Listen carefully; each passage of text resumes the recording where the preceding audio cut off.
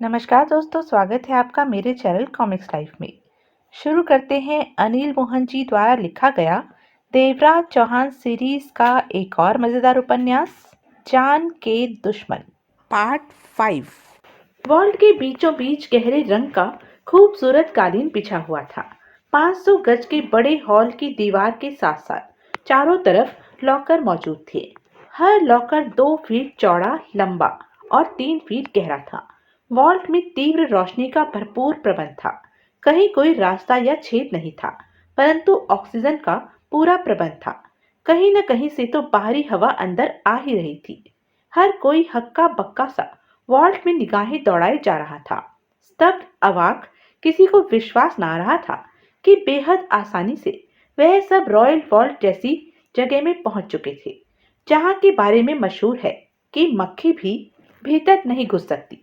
उन्होंने निगाहें उठाकर ऊपर देखा। छत बिल्कुल ठीक ठाक थी। वहां पर किसी भी तरह का कोई निशान नजर नहीं आ रहा था। छत को देखकर कोई सोच भी नहीं सकता था कि वहां कोई गुप्त रास्ता होगा। देवराज चौहान की आवाज सुनकर वह लोग ख्यालों से बाहर निकले।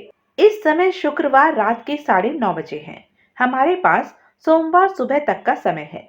इस समय भरपूर समय में अपना काम आसानी से पूरा कर सकते हैं। हर किसी की निगाह देवराज चौहान पर टिक चुकी थी। सोमवार सुबह तक हम इस वॉल्ट में सुरक्षित हैं। बहरहाल इस समय मैं आप लोगों को यह भी बता दूं कि यहाँ पर हम इस समय जितनी शांति महसूस कर रहे हैं, बाहर उतना ही ज्यादा हो हल्ला हो रहा होगा। हम में से जो व्यक्ति पहले वॉल्ट में उतरा होगा, उसके उतरते ही करीब के दोनों पुलिस स्टेशनों में खतरे की घंटी यानी कि अलार्म बज उठा होगा। पुलिस की गाड़ियां या तो बाहर आ चुकी होंगी या फिर आने ही वाली होंगी। पुलिस ने पूरा वॉल्ट घेरे में ले लेना है। हमें भगवान से यही दुआ करनी चाहिए कि छत के ऊपर मौजूद जगमोहन सुरक्षित रहे, क्योंकि हमारे यहाँ से निकलने के लिए उसी ने ही छत का रास्ता खोलकर सीढ़ी लटकानी है। अगर वह फंस गया तो सोमवार सुबह वॉल्ट खुलने पर हम सब पुलिस के फंदे में होंगे। इन शब्दों के साथ ही सबके चेहरे फक पड़ गए। वॉल्ट में प्रवेश कर जाने की जो खुशी उनके चेहरों पर थी, वह एकाएक गायब हो गई। चिंता की कोई बात नहीं। मुझे पूरा भरोसा है कि वह खुद को हर हाल में सुरक्षित रखेगा। वह हालातों से निपटने वाला बेहद काबिल इंसान है। वह फंस भी तो सकता है। एकाएक हुक्मचंद घबराए स्वर में कह उठा। वॉल्ट को घेरे में लेने के पश्चात पुलिस छत पर भी निगाह मार सकती है। बाहर कुछ भी हो सकता है। तभी नायक बोल उठा, और जो भी होता है होता रहे। हमें बाहर के बारे में सोचना ही नहीं है। सब कुछ ऊपर वाले के हाथों छोड़कर अपने काम में व्यस्त हो जाना चाहिए। ऐसे कामों में खतरा तो होता ही है। अगर हमने यूं ही भय को मन में बिठा लिया तो अपना काम ठीक ढंग से नहीं कर पाएंगे। नायक ठीक कह रहा है। देवराज चौहान ने सहमति से सिर हिलाकर सिगरेट सुलगाकर कश लिया। हमें सिर्फ अपने काम की तरफ तवज्जो देनी चाहिए। कहने के साथ ही उसने बाबूलाल और हुक्मचंद को देखा। तुम दोनों इस समय फ्रेश हो, अपना काम शुरू करो। लॉकरों को खोलना आरंभ कर दो। इस समय हमारा एक एक पल कीमती है। समय को बर्बाद करने से कोई फायदा नहीं। हुक्मचंद और बाबूलाल ने एक दूसरे को देखा, फिर लॉकरों की तरफ बढ़ गए। हाथों में दोनों ने औजारों का थैला थाम रखा था। यह लोग जिस लॉकर को खोलें, उसमें मौजूद कैश, सोना, हीरे जवाहरात वगैरह थैलों में डालते जाओ। कागजों को छेड़ने की जरूरत नहीं। हमें सिर्फ वही सामान उठाना है जो कैश हो या फिर कैश जैसा हो। देवराज चौहान ने जयप्रकाश नायक और शंकर लाल से कहा। शंकर लाल फौरन सामान का थैला खोलने में व्यस्त हो गया। सब कामों से फारिग होकर जगमोहन ने अपने सामान का थैला लिया और अंधेरे से भरी छत के एक कोने में दीवार से टेक लगाकर बैठ गया। सिगरेट सुलगाकर छोटे छोटे कश लेने लगा। अब उसे इसी तरह काफी लंबा समय बिताना था। शुक्रवार की रात, शनिवार का दिन, शनिवार की रात, रविवार का दिन और रविवार की रात। सोमवार की सुबह ही उन सब की वहां से रवानगी होगी। अगर सब कुछ ठीक ठाक रहा तो, नहीं तो भगवान ही मालिक। सिगरेट समाप्त करके उसने छत पर फेंकी और थैले में से पानी निकाल कर पिया। तभी वह ठिठक कर रह गया। उसका हरकत करता जिस्म जाम होकर रह गया था। वातावरण में पुलिस सायरन की आवाज गूंजने लगी थी। इन कामों में उसका दिमाग कुछ इस कदर भूल गया था कि पुलिस के बारे में याद ही नहीं रहा था कि उसे भी आना है। सायरन की आवाज पल प्रतिपल तेज होती जा रही थी। कुछ ही देर में सारा वार्ड पुलिस के घेरे में होना था। जगमोहन के होठों से गहरी सांस निकल गई। वास्तव में अब तो भगवान ही मालिक है। पुलिस वाले निगाह मारने के लिए छत पर भी चढ़ सकते थे और उनके छत पर चढ़ने की देर थी कि सारा किस्सा खत्म। जगमोहन ने गहरी सांस लेकर रात के काले आसमान की तरफ देखा, जहां पर तारे चमक रहे थे और खिला सा चांद नजर आ रहा था। उसने जेब से रिवॉल्वर निकालकर हाथ में ले ली। मन में यह विचार बार बार आ रहा था कि हो सकता है पुलिस वाले छत पर आए ही नहीं, छत के बारे में सोचे ही नहीं। दोनों पुलिस स्टेशनों से कुल मिलाकर पुलिस की 8 जीप ठसाठस भरी हुई आई। आठों जीपों पर लगे सायरनों की तीखी आवाजों ने दूर दूर तक लोगों के कानों में फूंक मार दी थी कि तगड़ा ही मामला है। देखते ही देखते प्राइवेट रॉयल वॉल्ट को पुलिस ने अपने घेरे में ले लिया। पुलिस हेडक्वार्टर भी सूचना दे दी गई थी। वहां से भी गोली किसी रफ्तार से पुलिस की 2 जीप वॉल्ट की तरफ बढ़ी आ रही थी। उधर पन्ना लाल ने जब देवराज चौहान एंड पार्टी को गार्डों को बेहोश करके वॉल्ट के पिछवाड़े जाते देखा तो दौड़ा दौड़ा वह करीब के फोन पर गया और वहां से सारे हालातों की खबर उसने जोरावर सिंह को दे दी। जोरावर सिंह ने महेंद्र सिंह को साथ लिया और वॉल्ट की तरफ रवाना हो गया। वहां मौजूद जागीरा के तीनों आदमियों ने देवराज चौहान वगैरह की सारी हरकतों को ध्यानपूर्वक देखा। वह समझ गए कि देवराज चौहान और उसके साथी वॉल्ट पर हाथ मारने जा रहे हैं। फिर जब वहां पुलिस का घेरा पड़ा तो उन्हें समझते देर नहीं लगी कि मामला गंभीर होता जा रहा है। 2 को वहीं खड़ा करके तीसरा वहां से हिला और कुछ दूर बने पब्लिक बूथ से जागीरा को सारे हालातों की खबर दे दी। जागीरा ने उन लोगों को वहीं पर ही टिके रहने को कहा और फोन रख दिया। तत्पश्चात जागीरा ने फोन करके टोनी से संबंध बनाया। टोनी अपने फ्लैट पर ही था। दोनों में बात हुई। टोनी, देवराज चौहान ने वॉल्ट पर धावा बोल दिया है। क्या? टोनी चौंका। वह वॉल्ट लूटने जा रहा है?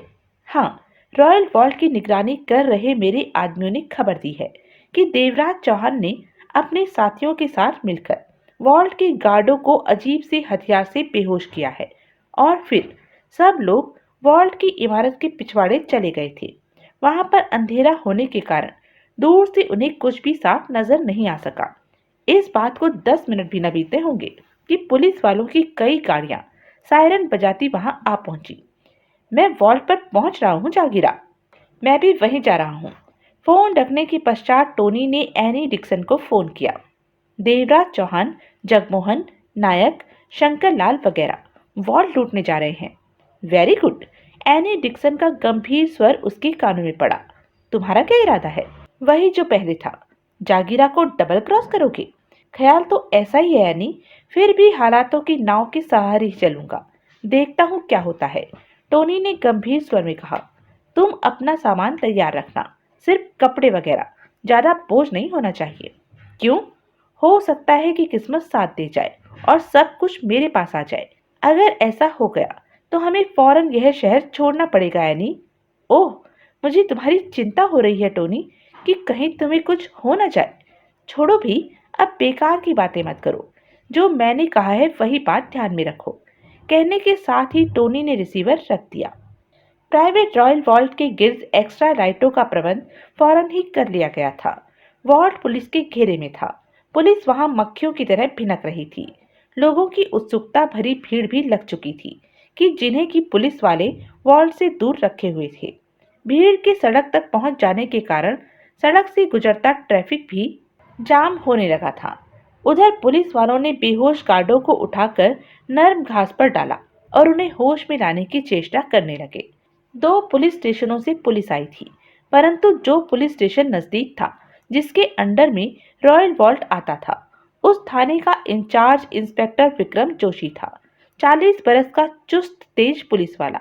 अब हालात यह थे कि 10 गार्डों को पुलिस वाले होश में लाने का प्रयत्न कर रहे थे। पुलिस वाले वॉल्ट के गिर्द हथियार थामे चेन बनाए खड़े थे और विक्रम जोशी 15 पुलिस वालों के साथ और दूसरे थाने के इंस्पेक्टर के साथ वॉल्ट में प्रवेश करने वाले रास्ते को चेक कर रहा था। वॉल्ट में प्रवेश करने का मात्र एक ही रास्ता था और वह बंद था। अगर वॉल्ट में कोई भीतर प्रवेश नहीं हुआ तो वॉल्ट में खतरे का अलार्म कैसे बजा? इस बात का जवाब किसी के पास नहीं था। तभी पुलिस हेडक्वार्टर से चली 2 गाड़ियां वहां पहुंची।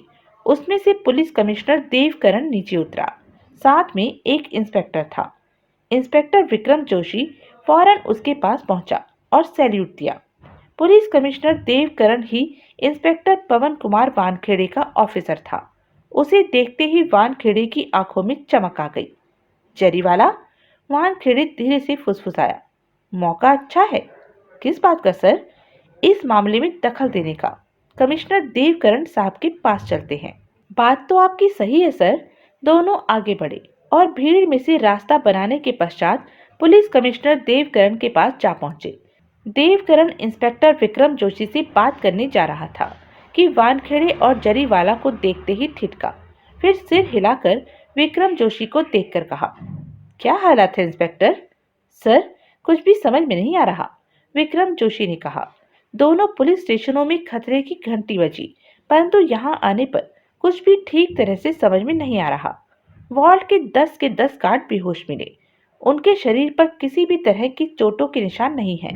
जाने कैसे उन्हें बेहोश किया गया है। वैसे इस वक्त उन लोगों को होश में लाने का प्रयत्न किया जा रहा है। दूसरी तरफ वॉल्ट बिल्कुल सही सलामत है। वॉल्ट में प्रवेश करने का एकमात्र जो रास्ता है वह ठीक प्रकार से बंद है। ऐसा भी नहीं कि उसे खोलकर भीतर प्रवेश करके किसी ने बंद कर लिया हो।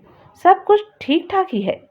अगर ठीक ठाक है तो फिर खतरे की घंटी कैसे बजी? क्या मालूम सर, इससे ज्यादा तो मेरी समझ में कुछ नहीं आ रहा। इंस्पेक्टर, कमिश्नर देवकरण के माथे पर बल पड़ गए। तुम अच्छी तरह जानते हो कि खतरे की घंटी तभी बज सकती है कि जब कोई वॉल्ट में प्रवेश कर गया हो। यस सर, आप ठीक कह रहे हैं। तो फिर जाहिर है किसी ने वॉल्ट में प्रवेश किया है। यूं ही तो घंटी बजने से रही। लेकिन सर, वॉल्ट में प्रवेश द्वार एक ही है और वह सही प्रकार से बंद है। कम से कम मैं इतना तो कह सकता हूँ कि किसी ने वॉल्ट में प्रवेश नहीं किया। अगर किया है तो वह रास्ता वॉल्ट का एकमात्र द्वार नहीं है। दूसरा रास्ता हो सकता है। दूसरे रास्ते को तलाश करने की चेष्टा की। हर तरफ देख लिया है सर, सब ठीक है। तो फिर घंटी कैसे बजी?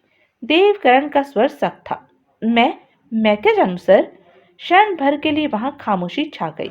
तभी वानखेड़े ने उनकी बातों के बीच दखल दिया। इंस्पेक्टर, वानखेड़े ने इंस्पेक्टर विक्रम जोशी से कहा, तुम एक बार फिर पुलिस वालों को साथ लेकर हर तरफ नजर मारो। एक एक ईंट ठोक बजाकर देखो। हो सकता है कि कहीं वॉल्ट में डकैती हो रही हो। किसी गुप्त रास्ते से डकैत वॉल्ट में प्रवेश कर गए हों। ऐसा काम करने वाले लोग आजकल बहुत तेज दिमाग के होते हैं। इंस्पेक्टर विक्रम जोशी ने कमिश्नर देवकरण को देखा। इंस्पेक्टर वानखेड़े ठीक कह रहा है। एक बार फिर पैनी निगाहों से वॉल्ट के चारों तरफ का निरीक्षण करो। खतरे की घंटी यूं ही नहीं बज सकती। विक्रम जोशी ने सिर हिलाया और अपने साथी पुलिस वालों का साथ लेकर वॉल्ट की तरफ बढ़ गया। कमिश्नर देवकरण वानखेड़े से बोला, तुम यहाँ क्या कर रहे हो? कुछ नहीं सर, यहाँ से निकल रहे थे कि भीड़ देखकर रुक गया। मेरे साथ सब इंस्पेक्टर जरीवाला भी है। फिर जब आपको देखा तो यहाँ आ गए। अब समझ में आया है कि मामला क्या है। आपका क्या ख्याल है? वॉल्ट डकैती हो रही है? क्या कहा जा सकता है? खतरे की बजने वाली घंटी तो यही संकेत देती है कि किसी ने वॉल्ट में प्रवेश किया है। देखते हैं, अगर कोई वॉल्ट में गया है तो नया रास्ता बनाकर ही गया होगा। अभी यह रास्ता नजर आ जाएगा। क्षण भर ठिठक कर देवकरण बोला, वानखेड़े, तुम भी जरा जाकर वॉल्ट पर निगाह मारो। इंस्पेक्टर जोशी के साथ रहो। मैं चाहता हूँ जो भी गड़बड़ है उसे हम फौरन पकड़ लें। ओके सर, वानखेड़े ने कहा और जरीवाला को साथ आने का इशारा करते हुए वॉल्ट की गिर्द फैली जोशी की पार्टी की तरफ बढ़ गया। साथ चलता चलता जरीवाला बोला, सर, अगर इंस्पेक्टर जोशी ने जरा भी समझदारी दिखाई तो गड़बड़ भी हो सकती है। क्या मतलब? छत सर, वह लोग छत पर निगाह मारने की भी सोच सकते हैं। तुम ठीक कह रहे हो, ऐसा हो सकता है। वानखेड़े ने गंभीरता से सिर हिलाया। लेकिन मैं ऐसा होने ही नहीं दूंगा। जल्दी चलो। इंस्पेक्टर विक्रम जोशी दूसरे थाने के इंस्पेक्टर तथा ढेर सारे पुलिस वालों को साथ लेकर वॉल्ट की इमारत के गिर्द अच्छी तरह से दीवार को ठोकता चेक करता आगे बढ़ रहा था। सब पुलिस वाले इस काम में व्यस्त थे। इंस्पेक्टर वानखेड़े और जरीवाला खामोश से उनके साथ थे। फिर वह सब वॉल्ट की इमारत के पीछे वाले हिस्से में पहुंचे। पिछला हिस्सा चेक करता हुआ वह इमारत के बाईं तरफ बढ़ने लगे तो एकाएक वानखेड़े ने उन्हें टोका। ठहरो। सब ठिठक कर वानखेड़े को देखने लगे। वानखेड़े ने जानबूझकर उन्हें पुकारा था। अभी तक तो किसी को वॉल्ट की छत पर निगाह मारने का ध्यान नहीं आया था, परंतु बाद में आ सकता था। तब कोई भी छत पर चढ़कर निगाह मार सकता था, जबकि वानखेड़े नहीं चाहता था कि कोई पुलिस वाला छत पर देखे, क्योंकि देवराज चौहान एंड पार्टी छत पर ही पहुंची थी। छत पर क्या हुआ यह तो वह नहीं जानता था, परंतु इतना जरूर जानता था कि अगर किसी पुलिस वाले के द्वारा छत पर झांकने पर कोई गड़बड़ उसे नजर आ गई तो गड़बड़ हो जाएगी। वानखेड़े ने इंस्पेक्टर विक्रम जोशी को देखा। इंस्पेक्टर, तुम अपना काम तो ठीक ढंग से कर रहे हो, परंतु एक बात भूले जा रहे हो। विक्रम जोशी ने पहली बार वानखेड़े को गौर भरी निगाह से देखा। वानखेड़े के बदन पर बेकार से कपड़े थे, हमेशा की तरह, जबकि कमिश्नर देवकरण के सामने वह उससे रौब भरे स्वर में बात कर रहा था। तुम हो कौन? एकाएक विक्रम जोशी ने पूछा। Inspector Pawan Kumar Wankhede, from headquarter. कहने के साथ ही वानखेड़े ने जेब से कार्ड निकालकर विक्रम जोशी को थमाया। विक्रम जोशी ने कार्ड देखा। वानखेड़े कार्ड को अपनी जेब में डालता हुआ बोला, एक तो मेरे जिस्म पर इस समय वर्दी नहीं है, दूसरे मैंने कपड़े भी बेढंगे से पहन रखे हैं, इसलिए। नहीं, ऐसी कोई बात नहीं। पल भर के लिए विक्रम जोशी मुस्कुराया। बहरहाल मुझे कमिश्नर साहब ने इस तरफ भेजा है कि आसपास नजर मारूं। मेरे साथ सब इंस्पेक्टर जरीवाला है। मैंने आप लोगों को इसलिए आवाज लगाकर रोका कि आप लोग वॉल की छत पर निगाह मारना भूल गए हैं। सबकी निगाहें बरबस ही ऊपर की तरफ को उठ गई। सॉरी इंस्पेक्टर वानखेड़े, वास्तव में यह भूल हमसे अवश्य हुई। इंस्पेक्टर विक्रम जोशी ने सिर हिलाकर कहा, मैं अभी 2-4 को छत के ऊपर चढ़ाता हूँ। यह काम मैं खुद कर देता हूँ। वानखेड़े तुरंत मुस्कुराकर कह उठा, सब इंस्पेक्टर जरीवाला भी मेरे साथ है, आप नीचे का काम देखते रहिए। कहने के साथ ही वानखेड़े रेन वाटर पाइप की तरफ बढ़ा और जल्दी से ऊपर चढ़ने लगा। सब उसे चढ़ता देखते रहे, किसी ने कुछ भी नहीं कहा। आधी पाइप चढ़ने के बाद वानखेड़े रुका और नीचे देखकर बोला, जरीवाला तुम भी ऊपर चढ़ो, शायद जरूरत पड़ जाए। Okay sir, sub inspector Zariwala ने फौरन कहा और अगले ही पल वह भी रेन वाटर पाइप पर चढ़ने लगा। पहले वानखेड़े छत पर पहुंचा। सारी छत अंधेरे में डूबी हुई थी। वह पैनी निगाहें छत पर दौड़ाने लगा।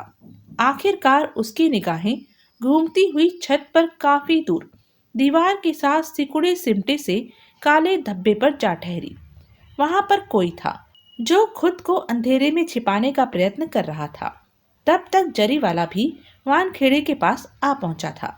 सर, छत पर कोई भी नहीं है, जरीवाला ने निगाहें दौड़ाते हुए कहा। है, वानखेड़े धीमे से बोला। कहाँ? जरीवाला ने हैरानी से कहा। कुछ सेकंड रुको, पहले नीचे वालों को तो जवाब दे लेने दो, ताकि उनका ऊपर की तरफ से ध्यान हट जाए, वानखेड़े ने धीमे स्वर में कहा। दोनों खामोशी से खड़े रहे। कई पल ऐसे ही बीत गए। आओ, वानखेड़े जरीवाला को साथ लिए छत की दीवार की मुंडेर के करीब जा पहुंचा। नीचे झांकना जरीवाला, ताकि वह हम दोनों के सिर देख सके। जरीवाला ने सिर हिलाया। दोनों ने सिर आगे करके नीचे झांका। सब पुलिस वाले ऊपर की तरफ ही देख रहे थे। छत पर सब ठीक है, यहाँ पर कोई भी नहीं है, वानखेड़े ने ऊपर से चिल्लाकर कहा। अच्छी तरह देख लिया? नीचे से इंस्पेक्टर विक्रम जोशी बोला। हाँ, देख लिया। फिर भी हम अभी छत पर ही हैं और आसपास निगाह मार रहे हैं। 10 मिनट तक नीचे आएंगे, वानखेड़े ने ऊंचे स्वर में कहा। वानखेड़े और जरीवाला ने देखा कि नीचे से इंस्पेक्टर विक्रम जोशी ने हाथ हिलाया और पुलिस वाले के साथ अपने अपने काम में व्यस्त हो गया। वह दोनों कई पलों तक नीचे हरकत करते पुलिस वालों को देखते रहे, फिर छत की मुंडेर से पीछे हट गए। तत्पश्चात वानखेड़े की घूमती निगाह दूर छत पर नजर आ रहे दुबके से काले धब्बे पर टिकती चली गई। जगमोहन का दिल तेजी से धड़क उठा उस समय जबकि उसकी निगाह मुंडेर से कूदकर छत पर आते किसी इंसान पर पड़ी। वही हुआ जिसका डर था। फिर उसके देखते ही देखते एक और मुंडेर पर नजर आया और छत पर कूद गया। तब तक पहले वाला साया छत पर निगाहें दौड़ा रहा था। वह लोग भी उस रेन वाटर पाइप के सहारे ऊपर आए थे जिसके सहारे वह लोग आए थे। जगमोहन को आशा थी कि आने वालों की संख्या काफी अधिक होगी।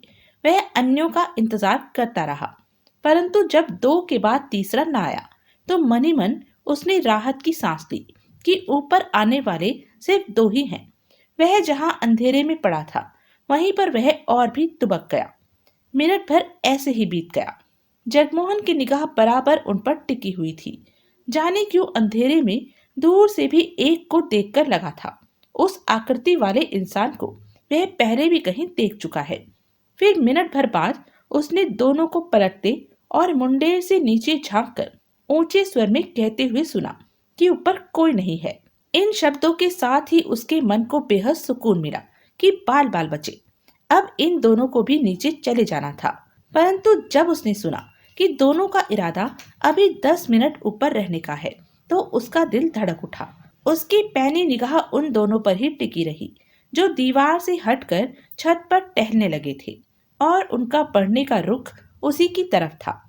जगमोहन बेहद सावधान हो गया। करीब ही छत पर रखी रिवॉल्वर उठाकर उसने हाथ में ले ली। अभी वह पास भी नहीं पहुंचे थे कि जगमोहन के मस्तिष्क को तीव्र झटका लगा। दिमाग में एक ही नाम उभरा, वानखेड़े। इंस्पेक्टर पवन कुमार वानखेड़े। जिस आकृति को देखकर उसे लग रहा था कि उसे कहीं देखा है, उसके चलने और करीब आने के अंदाज से उसने पहचान लिया था कि यह इंस्पेक्टर वानखेड़े ही है। दूसरा उसके लिए अजनबी था। चंद ही पलों के पश्चात वह उससे चंद ही फीट की दूरी पर रह गए। जगमोहन हाथ में रिवॉल्वर थामे स्थिर अवस्था में बैठा था। वानखेड़े के प्रति वह अपना किसी प्रकार का विचार कायम नहीं कर पा रहा था। वानखेड़े का अभी तक का उनके साथ सहयोगी रुख था, परंतु इस समय ऐसी पोजीशन में वानखेड़े उसके साथ क्या रुख अपनाता है वह फैसला नहीं कर पा रहा था। धीरे धीरे वानखेड़े जरीवाला के साथ बेहद करीब आ पहुंचा था। उसने देखा वानखेड़े ने हाथ में रिवॉल्वर थाम रखी है जिसका रुख उसी की तरफ था। इधर जगमोहन की रिवॉल्वर उसकी तरफ तनी हुई थी। जगमोहन को लगा कि कहीं किसी गलतफहमी के तहत वानखेड़े गोली न चला दे। हेलो वानखेड़े, जगमोहन बोला। तुम्हें यहाँ देखकर मुझे हैरानी हुई। ओह जगमोहन, वानखेड़े ने लंबी सांस खींची और रिवॉल्वर जेब में डालते हुए कह उठा। लेकिन तुम्हें यहाँ देखकर मुझे तो कोई हैरानी नहीं हुई। जगमोहन सीधा होकर बैठ गया। रिवॉल्वर उसने गोद में रख ली। बाकी लोग कहाँ हैं? बाकी? जगमोहन की आंखें सिकुड़ गई। हाँ, बाकी तुम लोग कुल मिलाकर 6 थे। वानखेड़े की आवाज से स्पष्ट मुस्कुराहट के भाव महसूस हुए। देवराज चौहान, तुम, शंकरलाल, जयप्रकाश नायक तथा 2 अन्य। मैंने ठीक कहा ना जगमोहन? ओ वानखेड़े, इसका मतलब तुम हम पर नजर रख रहे थे? हाँ, यहाँ आकर तुमने जो किया मेरी निगाहों से गुजरा। तुम लोगों की कोई भी हरकत मुझसे छिपी रही थी। मैं हर दम तुम लोगों के उस ठिकाने के बाहर ही था। ठिकाना यानी कि नायक का पुराना घर। मन ही मन जगमोहन चौंका। सारी बात उसे समझ आ गई थी, परंतु यह समझ में नहीं आ रहा था कि वानखेड़े चाहता क्या है। नीचे पुलिस ही पुलिस फैली है। मैंने छत पर आते ही तुम्हें देख लिया था, लेकिन नीचे वालों से यही कहा कि छत पर कोई नहीं है। मैंने तुम्हें बचा लिया, नहीं तो अब तक पुलिस वाले मधुमक्खियों की तरह तुम पर टूटे पड़े होते। तुम्हारी ऐसी बुरी गति हो रही होती कि मेहरबानी, बहुत बहुत मेहरबानी। मैं चाहता तो तुम लोग अपनी योजना में एक कदम भी आगे नहीं बढ़ सकते थे, लेकिन मैंने कुछ भी नहीं चाहा, मुंह बंद रखा। और भी मेहरबानी। यह मेरे चाहने का ही कमाल है कि तुम लोग नायक के साथ हो। मैं खुद चाहता था कि तुम नायक के साथ मिलकर डकैती करो। तभी तो मैंने तुम लोगों को नायक के बारे में खबर की कि उसे जोरावर सिंह के आदमियों ने घेर रखा है। मेरा मकसद तुम लोगों को नायक के करीब लाना था और मैं अपने मकसद में कामयाब भी रहा। वास्तव में तुम्हारा मकसद बहुत ही महान रहा। जगमोहन वानखेड़े को समझने की चेष्टा कर रहा था, तभी डकैती पड़ रही है। वानखेड़े हौले से हंस पड़ा। सर, जरीवाला बोला, यह 6 लोग ऊपर आए थे और अब सिर्फ एक नजर आ रहा है। बाकी के कहाँ गए?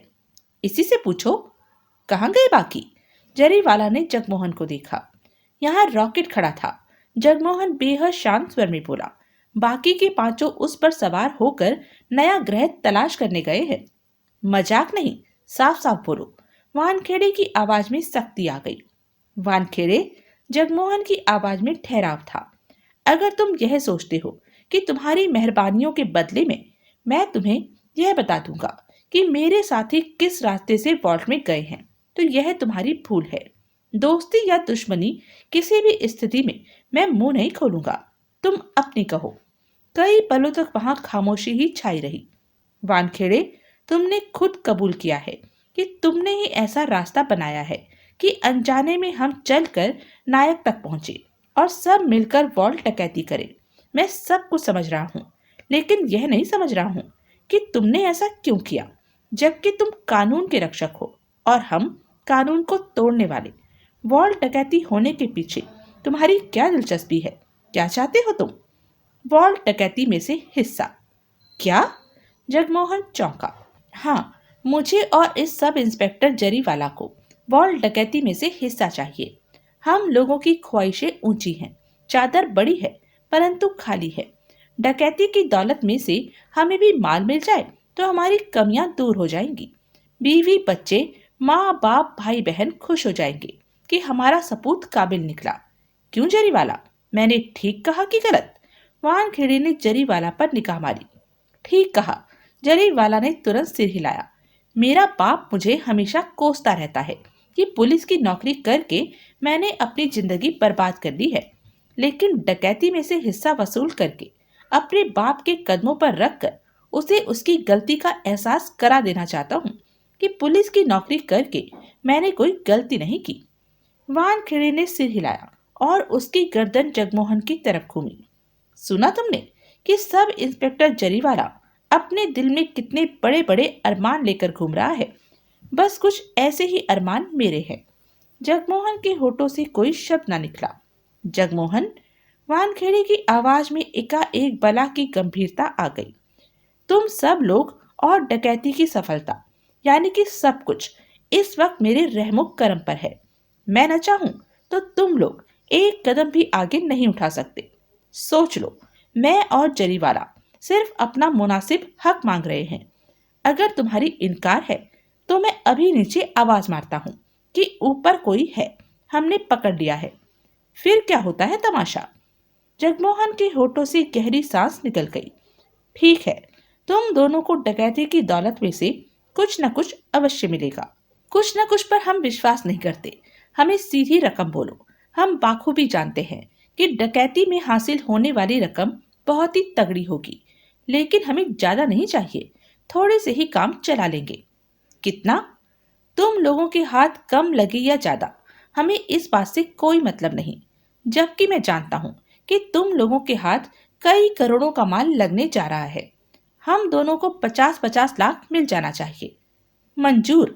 जगमोहन ने सिर हिला दिया। इस काम में धोखाधड़ी नहीं होनी चाहिए। वानखेड़े एकाएक कठोर स्वर में कह उठा। अगर हमें धोखा देने की चेष्टा की तो सोच लेना कि हम पुलिस वाले हैं। तब तक पीछा नहीं छोड़ेंगे जब तक कि पकड़कर जेल में न ठूसते या फिर गोली से न उड़ाते। तीसरा काम हमें करना नहीं आता। मेरी जुबान कच्ची नहीं पड़ेगी वानखेड़े। 50-50 लाख तुम दोनों को हर हाल में मिलेगा। और फिर तुम लोग तो अपना हक मांग रहे हो। अगर तुम अभी पुलिस वालों को मेरी मौजूदगी की खबर कर दो तो डकैती असफल हो जाएगी। तुम्हारी इतनी ही मेहरबानी बहुत है कि तुम मुंह बंद रख रहे हो। अगर तुम्हारे यह विचार हैं तो मुझे खुशी है। वानखेड़े ने चेतावनी से भरे स्वर में कहा। मुझसे दोस्ती करके फायदे में रहोगे, मुझसे तुम्हें धोखा नहीं मिलेगा। 2 पल चुप्पी के बाद वानखेड़े बोला। देवराज चौहान वगैरह कहाँ गए? वॉल्ट में। जगमोहन ने शांत भाव में कहा। मेरा मतलब कैसे गए, कहां से गए? वानखेड़े, मैं इस बारे में कुछ भी नहीं बता सकता, जगमोहन ने स्पष्ट कहा। कम से कम इतना तो बता दो कि वह लोग छत से ही वॉल्ट में उतरे हैं। यह बात मैं सिर्फ उत्सुकता के नाते ही पूछ रहा हूँ। वानखेड़े सिर हिलाकर बोला, हाँ, सब छत से ही वॉल्ट में उतरे हैं। हैरानी की बात है। वानखेड़े ने फिरकने की भांति छत पर गर्दन घुमाई। सारी छत तो ठीक नजर आ रही है, फिर वह रास्ता कहाँ गया जहां से वह लोग उतरे हैं? क्यों जरीवाला, कुछ समझ में आ रहा है? नो सर, यह बात तो मेरी समझ से बाहर है। खैर, कोई बात नहीं, हमें नोटों से मतलब होना चाहिए जो कि मिल ही जाएंगे। क्यों जगमोहन, 50-50 लाख हम दोनों को मिलेंगे। मुझ पर भरोसा रखो। भरोसा कायम रहेगा तो सब सुखी रहेंगे। अब हम नीचे जा रहे हैं, अगर कुछ चाहिए तो हमें बता दो। नहीं, सब कुछ है मेरे पास। एक बात तुम्हें और बता दूं कि जिस तरह मुझे सब कुछ मालूम है, उसी तरह जोरावर सिंह महेंद्र सिंह भी जानते हैं। वह लोग अपने आदमियों की बारात के साथ वॉल्ट के गिर्द ही मौजूद हैं। जब तुम लोग यहाँ से निकलोगे तो वह लोग तुमसे दौलत छीनने की चेष्टा करेंगे, और वह वक्त तुम लोगों के लिए वास्तव में बहुत खराब होगा, क्योंकि तुम लोग सिर्फ 6 ही हो। पर्याप्त हथियार भी नहीं पास में, ज्यादा से ज्यादा रिवॉल्वर होंगी, जबकि वह लोग तो ढेर सारे होंगे, खतरनाक गनों से सजे होंगे। जगमोहन के होठ सख्ती से भिजते चले गए। इसके साथ ही खतरे की घंटी सुनकर यहाँ पुलिस आई है, तो जाहिर है कि वॉल्ट खुलने तक यहाँ पुलिस का पहरा अवश्य रहेगा, जबकि तुम लोग तो डकैती करके वॉल्ट खुलने से पहले यहाँ से निकलोगे। इस हालत में तो तुम लोगों को पुलिस वालों से भी टकराना पड़ेगा। यानी कि सिर्फ यही मत सोचना कि वॉल्ट की दौलत के साथ बाहर निकलना है। यह बात भी अपने दिमाग में रखना कि पहले पुलिस और फिर जोरावर सिंह महेंद्र सिंह जैसे इंसानों से टकराना है। पुलिस वालों से तो एक बार की तुम लोग निपट भी लोगे, क्योंकि वह संख्या में कम होंगे और उनके पास हथियार भी खास नहीं होंगे। परंतु जोरावर सिंह महेंद्र सिंह को रोक पाना मेरे ख्याल से असंभव ही है। जगमोहन होठ भींचे उसे देखता रहा। मेरे ख्याल से इस मामले में मैं तुम लोगों की कोई सहायता नहीं कर सकूंगा। कानून का आदमी हूँ, हर तरफ देखकर ही मुझे चलना पड़ता है। खैर, फिर मुलाकात होगी। आओ जरीवाला, हमारा ज्यादा देर छत पर रुकना ठीक नहीं। जगमोहन को वैसे ही बैठा छोड़कर वानखेड़े और जरीवाला रेन वाटर पाइप के सहारे नीचे उतरे और अन्य पुलिस वालों से जा मिले। इंस्पेक्टर जोशी अपना काम सावधानी से कर रहा था, परंतु उसे ना तो कुछ मिलना था, ना ही कुछ मिला। आखिरकार वह कमिश्नर देवकरण के पास जा पहुंचा। वानखेड़े और जरीवाला उसके साथ थे। यह जानकर कि सब ठीक है, देवकरण ने सबको देखा। सब ठीक है तो अलार्म की घंटी पुलिस स्टेशनों में क्यों बजी? अब इस बारे में क्या कहा जा सकता है सर? छत पर देखा? इंस्पेक्टर विक्रम जोशी के कहने से पहले ही वानखेड़े बोल पड़ा। यस सर, मैंने और जरीवाला ने छत पर चढ़कर अच्छी तरह देख लिया है। वहाँ सब ठीक है। मेरे ख्याल में किसी खराबी की वजह से घंटी बजी होगी। पुलिस कमिश्नर देवकरण ने सिर हिलाकर विक्रम जोशी को देखा। गार्डों को होश आया कि नहीं? अभी नहीं सर, उन्हें जल्दी ही होश में लाने की पूरी चेष्टा की जा रही है। लगता है उन्हें नशे की तीव्र गैस से बेहोश किया है, जिसका असर देर से समाप्त होता होगा। फिर हम लोग उन्हें जल्दी होश में लाने का प्रयत्न कर रहे हैं। डॉक्टर ने बेहोशी तोड़ने वाले इंजेक्शन सबको दिए हैं। तभी भीड़ को चीरता हुआ वॉल्ट का मालिक राजकिशोर सिन्हा वहां आ पहुंचा। वह हाँफ रहा था। उसके कपड़े अस्त व्यस्त थे। आंखों में घबराहट का समुद्र उछाले मार रहा था। क्या हुआ? किसने वॉल्ट लूट लिया? कैसे लूट लिया? वॉल्ट लूट जाने का सवाल ही पैदा नहीं होता, जबकि मुझे फोन पर कहा गया कि वॉल्ट लूट गया है। राजकिशोर कालिया हाँफते हुए कह उठा। मिस्टर कालिया, कमिश्नर देवकरण ने उन्हें पहचान कर कहा, आप कृपया थोड़ा सा अपने ऊपर कंट्रोल रखें। और लेकिन यहाँ पर यह सब क्या हो रहा है? राजकिशोर कालिया ने अपनी सांसों को संयत करते हुए कहा।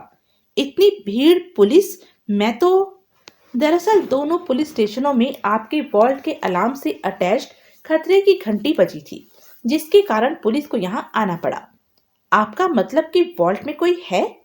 अलार्म की घंटी बजने से तो हम इसी नतीजे पर पहुंचे हैं। राजकिशोर कालिया ने सिर हिलाया, फिर बोला, एक मिनट, मैं जरा वॉल्ट का मुख्य द्वार चेक कर लूं।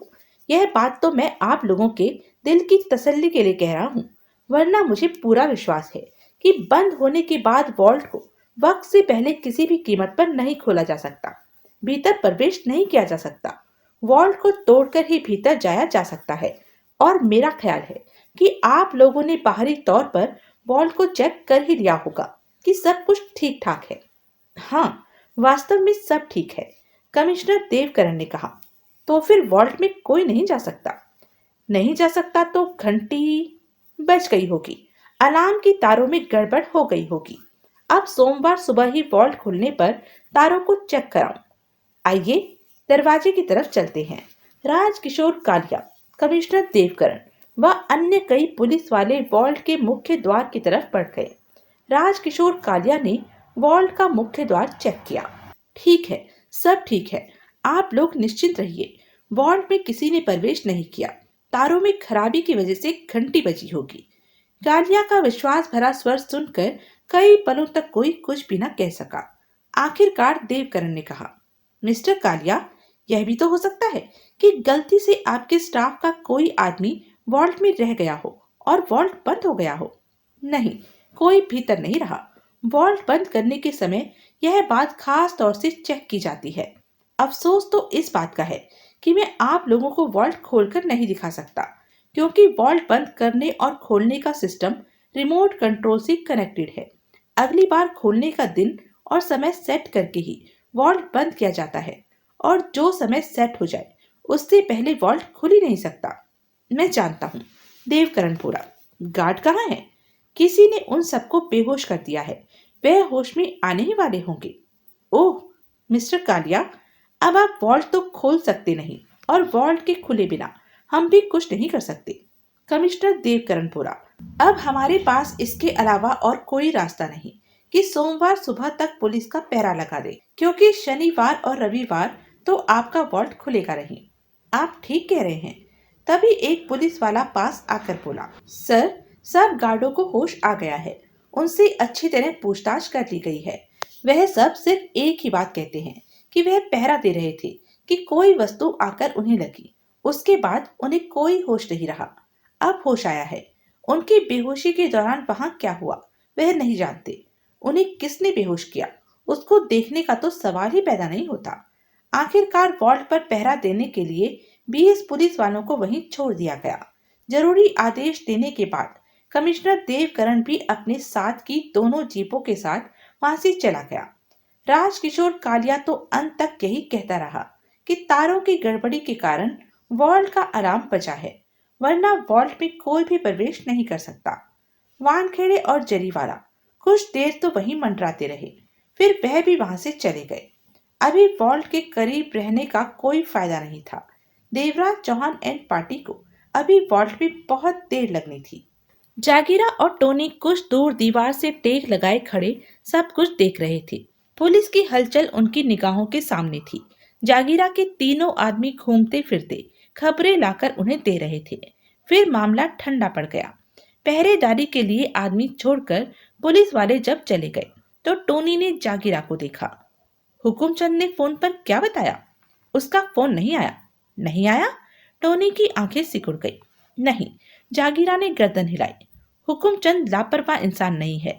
मैं दावे के साथ कह सकता हूँ कि उसे फोन करने का मौका ही नहीं मिला होगा।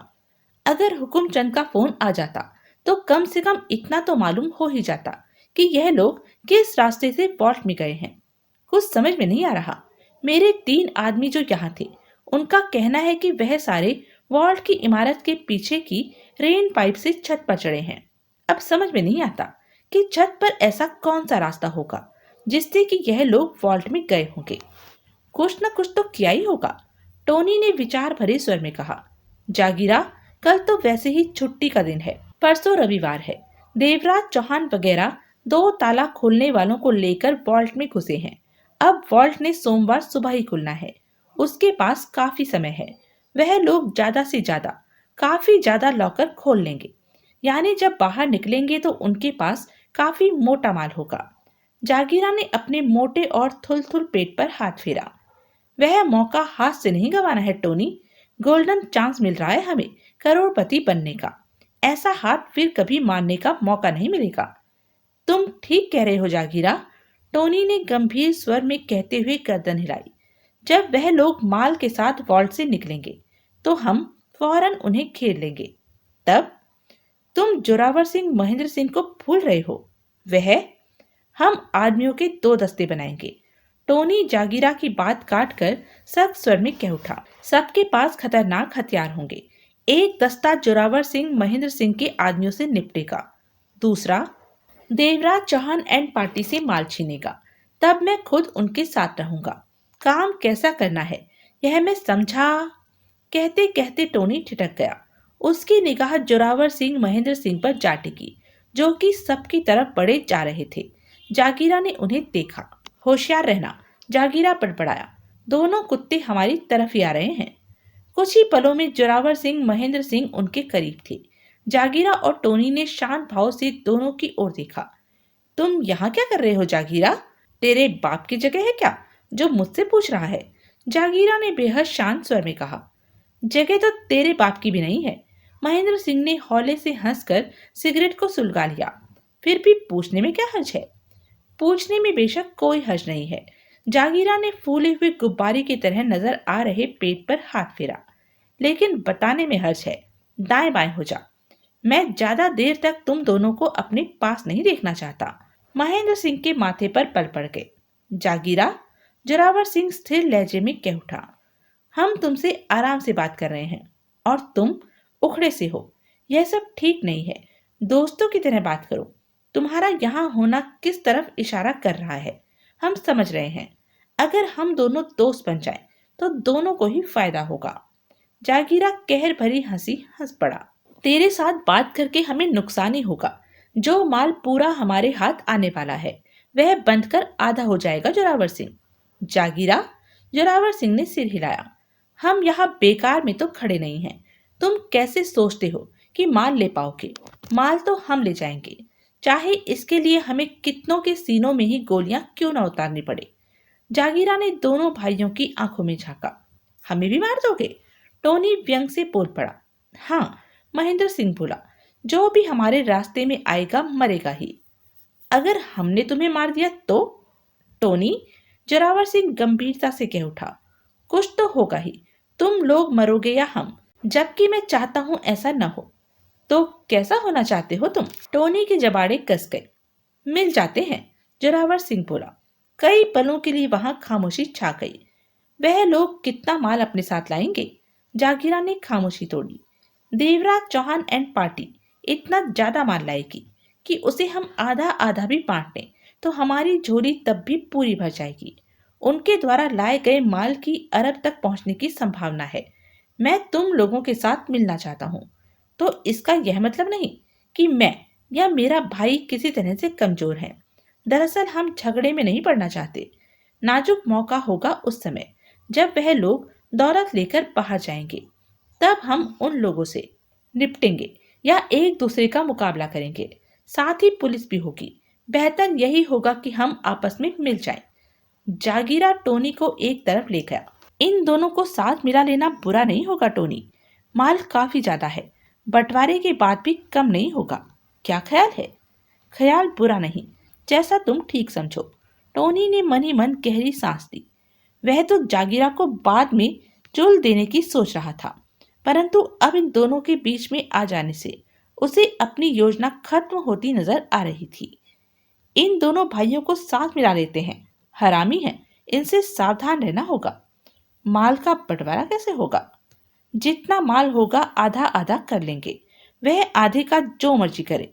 इसी प्रकार हम भी आधे का जो मर्जी करें। बात कर लेना। जागीरा और टोनी उनके पास पहुंचे। ठीक है, जागीरा ने दोनों को देखकर कहा। हम लोग मिलकर काम करेंगे और माल हासिल हो जाने पर आधा आधा बांट लेंगे। हमें कोई ऐतराज नहीं। जोरावर सिंह फोन पर कह उठा। और हम में से, जागीरा ने एकाएक सख्त स्वर में कहा, जो भी फेरा फेरी करेगा उसे फौरन गोली से उड़ा देना भी हमारी इस दोस्ती में शामिल रहेगा। इस प्रकार जागीरा, टोनी, महेंद्र सिंह, जोरावर सिंह एक हो गए। वॉल्ट में भीतर तीव्र प्रकाश फैला था। हुकुमचंद और बाबूलाल पिछले 4 घंटों से तेज गति के साथ काम में जुटे हुए थे। इन 4 घंटों में दोनों ने लगभग बराबर ही लॉकर खोले थे। बाबूलाल ने 17 और हुकुमचंद ने 19। वह दोनों लॉकर खोलकर आगे बढ़ जाते और नायक शंकर लाल लॉकर में मौजूद दौलत, हीरे जवाहरात वगैरह निकालकर बड़े बैग में भर लेते। तेज गति के साथ यह सिलसिला जारी था। देवराज चौहान सिगरेट के कश लेता हुआ चारों तरफ निगाह घुमा रहा था। बड़ी खामोशी के साथ सारा काम हो रहा था। देवराज चौहान धीरे धीरे चलता हुआ हुकुमचंद के पास पहुंचा, जो कि चंद पल आराम करने की नीयत से लॉकरों की दीवार के साथ टेक लगाकर कालीन पर बैठकर सिगरेट सुलगाकर कश लेने लगा था। हुकुमचंद, देवराज चौहान शांत स्वर में बोला, जागीरा का क्या हाल है? क्या मतलब?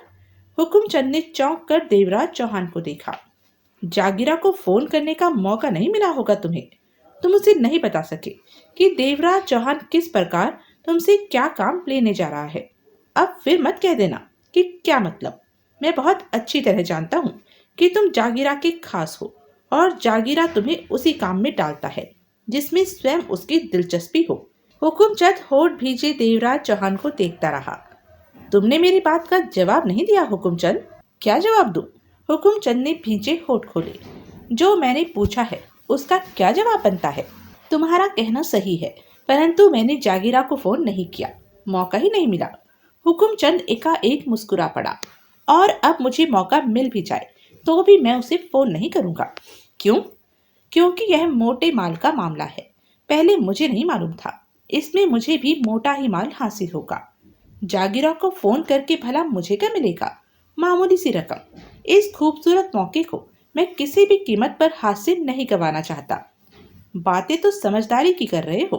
देवराज चौहान ने उसकी आंखों में देखा। समझदार हमेशा समझदारी की ही बातें करता है। हुकुमचंद ने गंभीर स्वर में कहा, यह बात अपने दिमाग से निकाल दो कि जागीरा से मेरा किसी प्रकार का संबंध है। वह कभी कभी मुझसे अपना उल्लू सीधा करवाता है और मैं भी अपना उल्लू सीधा करवाता रहता हूँ। बस हम दोनों में सिर्फ यही रिश्ता है। जागीरा बाद में तुमसे पूछेगा नहीं कि तुमने फोन क्यों नहीं किया। मामूली सी बात है, जवाब दे दूंगा उसे। देवराज चौहान ने सिर हिलाया, फिर बोला, जिस गति से काम हो रहा है इसी हिसाब से कितने लॉकर खुल जाएंगे? कुल 500 लॉकर हैं। हाँ, मेरे ख्याल से तो सोमवार सुबह तक सारे ही खुल जाएंगे। फिर भी अगर बाकी रहे तो 20-30 ही बाकी रहेंगे। हुकुमचंद ने जवाब दिया। ठीक है, रफ्तार के साथ काम करते रहो। देवराज चौहान वहां से हटकर बाबूलाल के पास पहुंचा। कोई दिक्कत तो नहीं आ रही बाबूलाल? कोई दिक्कत नहीं। बाबूलाल लॉकर खोलने में व्यस्त था। देख नहीं रहे किस आसानी के साथ लॉकर खुलते जा रहे हैं। वॉल्ट में प्रवेश पाना बेशक कठिन हो सकता है, परंतु इन लॉकरों को खोलना बड़ा काम नहीं है। इसका मतलब है सारे लॉकर तुम लोग ही खोल लोगे? ख्याल तो ऐसा ही है। बाबूलाल का स्वर विश्वास से भरा हुआ था। रात तो जैसे तैसे बीत गई, परंतु अगला दिन जगमोहन के लिए नर्क से भी ज्यादा बुरा साबित हुआ था। खुली छत, तेज धूप, ऊपर से मन में यह डर कि कहीं आसपास की ऊंची ऊंची इमारतों के काम करने वालों की निगाह उस पर न पड़ जाए। तेज धूप के कारण उसका गला रह रहकर सूख रहा था। पानी की बोतल से वह घूंट भरकर गले को गीला करता तो यह फिर सूख जाता। पानी पीने और गला सूखने का सिलसिला बराबर जारी था। धूप बदन में सुइयों की तरह चुभ रही थी, परंतु वह हर संभव कोशिश कर रहा था कि जितना कम हो सके उतना ही कम हिले। बहरहाल तेज धूप में इस प्रकार छत पर पड़े रहना उसे किसी यातना से कम नहीं लग रहा था, परंतु इस यातना को भी वह मन ही मन हंसकर बर्दाश्त कर रहा था, क्योंकि वॉल्ट में मोटी डकैती पड़ रही थी और उसके पल्ले बहुत माल आने वाला था। पुलिस हेडक्वार्टर में इंस्पेक्टर पवन कुमार वानखेड़े गंभीरता की मूर्ति बना बैठा था। चेहरे पर गहरी सोच के भाव विद्यमान थे। उंगलियों में फंसी सिगरेट से वह यदा कदा कश ही ले रहा था। तभी सब इंस्पेक्टर जरीवाला ने भीतर प्रवेश किया। सर, जरीवाला बोला, आज का दिन तो खत्म होने जा रहा है। वानखेड़े ने उसे देखकर सिर हिलाया। हमें वॉल्ट के बारे में बराबर जानकारी प्राप्त करते रहना चाहिए। वॉल्ट पर तो मेरी निगाह बराबर है, उस बारे में तो तुम फिक्र ना करो। मैं बहुत खास बात सोच रहा हूँ जरीवाला। क्या सर? जागीरा और जोरावर सिंह दोनों आपस में मिल गए हैं। क्या? जरीवाला चौंका। हाँ, इन दोनों के मिल जाने के कारण देवराज चौहान की हार तो निश्चित ही है। यह लोग देवराज चौहान से सारा माल छीन लेंगे, जबकि देवराज चौहान ने तो हमें हिस्सा देना है। हमें तो 100 में से 100 का घाटा हो रहा है जरीवाला। राइट सर, आप सही कह रहे हैं। जरीवाला चिंतित लहजे से कह उठा। अगर यह लोग देवराज चौहान से माल छीन कर ले गए तो हमें हिस्सा कौन देगा? हम तो बिना माल के ही रह जाएंगे। मेरी चिंता का कारण भी यही है। वानखेड़े ने जरीवाला को देखा। इस बात से हमें कोई मतलब नहीं कि मान कौन ले जाता है। हमें तो हिस्सा मिलना चाहिए, यानी कि 50-50 हम दोनों को। फिर क्या किया जाए सर? और तो रास्ता भी नहीं हमारे पास। रास्ता तो है, परंतु खतरे वाला है। कैसा रास्ता? आओ मेरे साथ जरीवाला। वानखेड़े उठता हुआ बोला। अपने हिस्से की रकम तो हम लोग लेकर ही रहेंगे, बेशक माल कोई भी ले। जोरावर सिंह महेंद्र सिंह की निगाहें आपस में मिली, फिर हाथ में थाम रखा वानखेड़े का आई कार्ड टेबल पर रख दिया, जिसे सामने बैठे वानखेड़े ने उठाकर अपनी जेब में डाल लिया। मैं भी दिखाऊं अपना कार्ड? जरीवाला ने मुस्कुराकर कहा। यहाँ क्यों आए हो? जोरावर सिंह ने शांत स्वर में पूछा। जोरावर सिंह, वानखेड़े ने सिगरेट सुलगाकर सिर पर पड़ी पी कैप को ठीक करते हुए बोला। देवराज चौहान जो कर रहा है उसमें हमारा भी हिस्सा है। 50-50 लाख हम दोनों को उसने देने हैं। जोरावर सिंह और महेंद्र सिंह की आंखों में हैरानी उभरी। क्या मतलब? मतलब यह है कि हम चाहे तो इसी समय उनकी डकैती असफल कर सकते हैं, लेकिन हम इसलिए कोई कदम नहीं उठा रहे क्योंकि डकैती के बाद उन्होंने हमें 50 लाख देने हैं। वानखेड़े ने एक एक शब्द पर जोर देकर कहा। लेकिन अब हमें लग रहा है कि वह 50-50 लाख हमें हासिल नहीं होने वाले हैं, क्योंकि तुम और जागीरा मिलकर देवराज चौहान से डकैती की दौलत छीनने जा रहे हो। सब माल तुम ले गए और हमें कुछ भी ना मिला, तो क्या फायदा? बेहतर यही होगा कि हम डकैती को अब होने ही न दें। वॉल्ट की इमारत की छत पर देवराज चौहान का खास दोस्त जगमोहन छिपा बैठा है। वॉल्ट में हो रही डकैती करने वालों का रास्ता वही खोल सकता है। तभी तो वह उनके साथ वॉल्ट में नहीं गया और छत पर ही रह गया।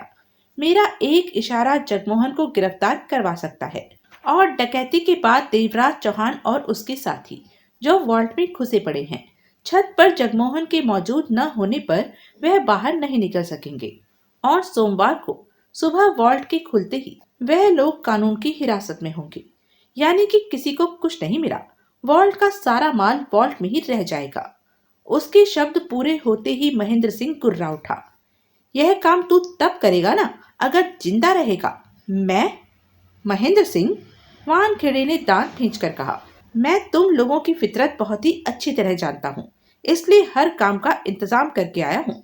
अगर मुझे या सब इंस्पेक्टर जरीवाला को कुछ हो गया तो डकैती तो कामयाब रहेगी ही नहीं, साथ ही तुम लोग भी सीधे जेल में जाओगे। कोई ताकत तुम लोगों को बचा नहीं सकेगी। इसलिए जो भी कदम उठाना सोच समझ कर उठाना। महेंद्र सिंह ने सख्ती से दांत खींच लिए। इंस्पेक्टर, जोरावर सिंह शांत स्वर में ही बोला, तुम ठीक कह रहे हो। मेरे ख्याल से तुम लोगों को 50-50 लाख अवश्य मिलने चाहिए। वैसे भी डकैती की रकम इतनी बड़ी होगी कि 50-50 लाख देने में कोई हर्ज नहीं समझता। लेकिन अब इस काम में मैं अकेला नहीं, जागीरा मेरे साथ है। तो उससे बात कर लो, सलाह ले लो। मैं और जरीवाला यहीं पर तुम्हारे जवाब के इंतजार में बैठे हैं। हमें यहाँ से जाने की कोई खास जल्दी नहीं है। जोरावर सिंह ने जागीरा को फोन करके सारे हालात बताए। घंटे भर में ही जागीरा टोनी के साथ वहां पर हाजिर था। आपस में सलाह मशवरा हुआ। जागीरा और टोनी ने वानखेड़े और जरीवाला से बात की। फिर उन सब ने वानखेड़े और जरीवाला को डकैती की दौलत में से 50-50 लाख रुपया देने का वायदा किया। वानखेड़े और जरीवाला वहां से बाहर आए। अब दौलत किसी के भी हाथ लगे, हमें तो माल मिलेगा ही, वानखेड़े बोला। लेकिन सर, इन हरामियों का भरोसा करना भी ठीक नहीं। तुम ठीक कहते हो, लेकिन इनका भरोसा करना हमारी मजबूरी है। इसके सिवाय हम कुछ कर भी नहीं सकते, वानखेड़े बोला। अगर यह लोग देवराज चौहान से माल छीन लेते हैं और हमें नहीं देते हैं तो मैं इन्हें बचकर नहीं जाने दूंगा। सारी पुलिस इनके पीछे डलवा कर इनका जीना हराम न कर दिया तो मेरा नाम पवन कुमार वानखेड़े नहीं। शुक्रवार की रात बीती, शनिवार का दिन और रात भी गई। अब रविवार का दिन पार होने के पश्चात वॉल्ट में उन लोगों की आखिरी रात थी। रात भी क्या, चंद घंटे बाकी बचे थे। रात के 12 तो बज ही रहे थे। शंकर लाल ने आधे से ज्यादा भरा प्लास्टिक का थैला उठाया, फिर थैला रखकर हंसते हुए करीब खड़े नायक को देखा। क्या है? नायक की खुशी का ठिकाना नहीं था। कुछ नहीं, मैं दूसरे थैले का वजन देख रहा था। शंकर लाल ने हंसकर जवाब दिया। नायक की निगाह पहले थैले की तरफ उठ गई, जिसे भरने के बाद उसका मुंह बांधकर एक तरफ रख दिया गया था। कितना माल होगा इन थैलों में? शंकर लाल ने पूछा। इनमें? नायक की आंखों में तीव्र चमक उभरी। बहुत ज्यादा माल है। कैश, हीरे जवाहरात, सोना, बस कुछ पूछो मत। गिनती अरब तक भी पहुंच सकती है। शंकर लाल सूखे होठों पर जीभ फेर कर रह गया। अभी 10-15 लॉकर बाकी हैं। वह लोग उन्हें खोल रहे हैं। उनमें से भी अभी माल निकलना बाकी है। नायक की निगाह कहते हुए बाबूलाल और हुकुमचंद की तरफ उठ गई, जो कि लॉकर खोलने में व्यस्त थे। देवराज चौहान बाबूलाल और हुकुमचंद के करीब मौजूद था। दोनों ने एक एक लॉकर और खोल दिया था। जल्दी करो, देवराज चौहान बोला। थोड़ा सा ही तो काम बचा है। 1.5 घंटे में हम दोनों यह 12-14 लॉकर खोल देंगे। तभी नायक देवराज चौहान के करीब आया। बाहर कब निकलना है? नायक ने पूछा। देवराज चौहान ने नायक को देखा, फिर उसकी निगाहें वॉल्ट की छत की तरफ उठ गई, जहां से रास्ता बनने पर वह लोग नीचे आए थे। निकलना तो दिन का उजाला होने से पहले ही है। भगवान से प्रार्थना करो कि छत पर जगमोहन सुरक्षित हो। अगर वह ठीक है तो इस डकैती को सफल समझना। हम सुरक्षित बाहर निकल सकेंगे, नहीं तो वॉल्ट खुलते ही सीधे कानून की गिरफ्त में। देवराज चौहान ने गंभीर स्वर में कहा। नायक ने सूखे होठों पर जीभ फेरकर ऊपर देखा। अब तक तो जगमोहन ने एक बार भी छत से नीचे नहीं देखा। 12 बज चुके हैं। मैंने उसे रविवार की रात 12 बजे छत के रास्ते बात करने को कहा था। अगर वह ठीक है तो समझो रास्ता खुलने वाला है। नायक के होठों से भगवान के लिए तरह तरह की प्रार्थना निकलने लगी कि जगमोहन ठीक ठाक सुरक्षित छत पर ही मौजूद हो। अगर जगमोहन के साथ कुछ कोई हादसा गुजरा हो तो क्या उस स्थिति में खुद को बचाने का हमारे पास कोई रास्ता नहीं? कोई रास्ता नहीं, देवराज चौहान ने जवाब दिया। जगमोहन ने अपने पास मौजूद पानी का आखिरी घूंट भरा और बोतल छत पर ही एक तरफ लुढ़का दी। जगमोहन की हालत बहुत बुरी हो रही थी। 2 दिन लगातार धूप में छत पर पड़े रहने से गले की खुश्की समाप्त होने का नाम नहीं ले रही थी। शरीर पर धूप ने कालेपन की परत डाल दी थी। कपड़ों के बीच ही पसीना बहता और सूख जाता। बदन में कई जगह खुजली हो रही थी। वह पानी में डुबकी लगाकर घंटों पानी में बैठे रहना चाहता था, परंतु पानी की हालत यह थी कि पास में मौजूद पानी का आखिरी घूंट तक समाप्त हो गया था। बहरहाल पानी को लेकर वह ज्यादा चिंतित नहीं था, क्योंकि वह जानता था कि यह आखिरी रात थी। रात के कुछ ही घंटे बाकी बचे थे। उसके बाद तो उन सबको यहाँ से निकल ही जाना था। माचिस की तिल्ली जलाकर उसने कलाई पर बंधी घड़ी में समय देखा। रात का 1:15 बज रहा था। जगमोहन के होठों से गहरी सांस निकल गई। शरीर में बसी थकावट अब कम होने लगी थी। उसकी हालत ऐसी थी जैसे किसी लंबे सफर के बाद स्टेशन आने पर यात्री की होती है। वह अपनी जगह से उठा और अंगड़ाई लेकर आसपास देखा। दूर दूर तक फैली इमारतों में रात को आवश्यक लाइट जल रही थी। कभी कभार वाहनों के हॉर्न की आवाजें उसके कानों में पड़ जाती थी। वह आगे बढ़ा और छत के बीचों बीच जा पहुंचा और नन्हा सा रिमोट कंट्रोल निकालकर हाथ में ले लिया। छत की मुंडेर की तरफ जाने की उसने चेष्टा नहीं की थी, क्योंकि उसे मालूम था कि नीचे कई पुलिस वाले वॉल्ट की निगरानी कर रहे हैं। आखिरकार उसने रिमोट कंट्रोल का बटन दबाया। एक ही बार में 4x6 का टुकड़ा सरक कर अलग हो गया। वॉल्ट की तीव्र रोशनी छन कर बाहर आने लगी। जगमोहन फौरन आगे बढ़ा और नीचे झांका। तभी उसे नीचे नायक दिखाई दिया, जो सबका ध्यान ऊपर आकर्षित करवा रहा था। तत्पश्चात देवराज चौहान और शंकर लाल के चेहरे नजर आए। कितनी देर है? जगमोहन ने ऊंचे स्वर में पूछा। ज्यादा से ज्यादा 2 घंटे, देवराज चौहान ने जवाब दिया। तुम ठीक हो? हाँ, तुम लोग तैयार रहना, मैं 2 घंटे के बाद फिर रास्ता खोलूंगा। कहने के साथ ही जगमोहन पीछे हटा और रिमोट कंट्रोल का बटन दबा दिया। धीरे धीरे 4x6 का टुकड़ा वापस अपनी जगह पर आ टिका। जोरावर सिंह और जागीरा के आदमियों ने पूरी तरह से वॉल्ट की इमारत घेर रखी थी। आधी रात का समय हो रहा था। जोरावर सिंह, महेंद्र सिंह, जागीरा और टोनी कुछ देर बातों में व्यस्त थे। जागीरा मोटे पेट पर हाथ फेरता हुआ कह रहा था, अब हमें सावधान रहना चाहिए। 2 बज रहे हैं, किसी भी समय वह लोग बाहर आ सकते हैं। उनके बाहर आने पर हमें एक पल भी नहीं सोचना है। अपने आदमियों को इशारा दे देना है ताकि वह फौरन इमारत के कंपाउंड में मौजूद पुलिस वालों को रास्ते से हटा दे। इस तरह फायरिंग से देवराज चौहान एंड पार्टी की क्या प्रतिक्रिया होगी? जोरावर सिंह ने वॉल्ट की इमारत पर निगाह मारते हुए कहा। उन पर कोई प्रतिक्रिया हो, हमें इस बात से कोई मतलब नहीं, टोनी बोला। फायरिंग के बाद वह लोग वॉल्ट की छत पर तो छिपे नहीं रहेंगे, बल्कि तब वह सब जल्द से जल्द यही कोशिश करेंगे कि यहाँ से निकल जाए। इसके लिए वह नीचे उतरेंगे और उन्हें घेर कर हमने वॉल्ट की लूट के माल को अपने कब्जे में कर लेना है।